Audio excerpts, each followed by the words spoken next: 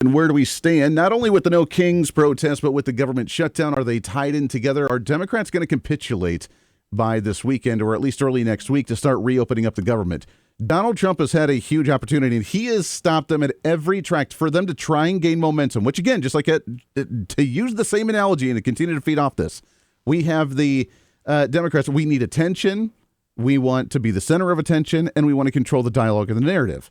And, well, this is going to hurt a whole bunch of people. Well, yeah, but it's going to hurt the people that you want, which is like government employees. So what did Donald Trump do? He's cut massive amounts of federal employees from multiple different agencies. Last we had seen was near 4,000 different workers in the last month from 7 different agencies. That's a lot. And to be honest, that's like just the tip of the iceberg. So here's my prediction on the show is that this weekend we have the No Kings Day. We have the internal power struggle between Chuck Schumer and Alexandria Ocasio-Cortez, our favorite person here on this program. I am told this is a garbage disposal. And the battle between those two right now is who's going to be the future leader of the Democrat Party moving forward.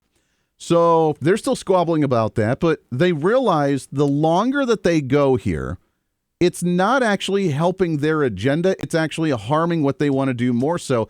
And while they said in the CNN article this past week, saying that as long as the public opinion is on their side, they'll keep this up, which reaffirms it's not about actual policy, it's more about politics. But at the end of the day, they realize that they're not gaining anything from this either. And in fact, they're losing what they've been building for the past 100+ years, which is the deep state, the fourth branch of government, and the administrative bureaucracy. And they don't like that. So they're going to come up with an excuse after this weekend. They wanted to hold out, wait for the No Kings Day weekend, and then come back and be like, well, we stood firm with you, but now our agenda that you want as a No Kings is actually being hurt. Donald Trump is doing what he wants to do by cutting federal employees, and we're not in session in order to stop that. And they're going to make some kind of excuse to say we have to open up session again because we have to stop Donald Trump from cutting all these federal workers. We're going into the holiday weekend, and they're victims of society. They're victims of the tyrant, and we have to be active and actually in session in order to stop the king that you guys just protested against. And they'll make that excuse, and then they'll finally capitulate on the healthcare issue. They'll make it like it was never about universal healthcare, and then they'll go about to the day, and they'll reopen things up, and they'll have a few weeks left to try and get the federal budget actually up and working. That's my theory.